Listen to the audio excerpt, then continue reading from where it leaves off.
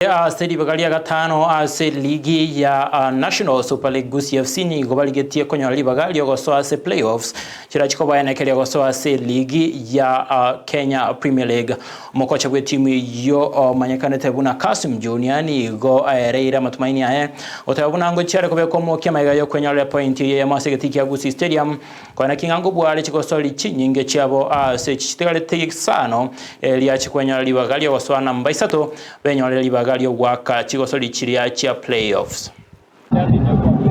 Kwa majina naitwa Kasim Junior, mimi ndio coach Gusii FC. Mechi leo derby ilikuwa ngumu kidogo. Tunaangalia wenzetu ilikuwa mechi muhimu kwao.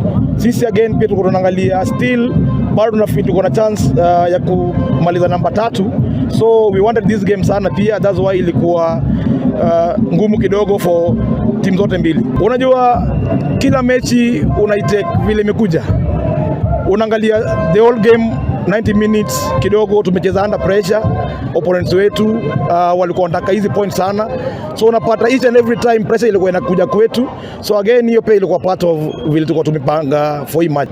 Next match tuko na Migori Youth, wale Migori ni game ngumu pia, and na feel preparation yetu imekuwa poa.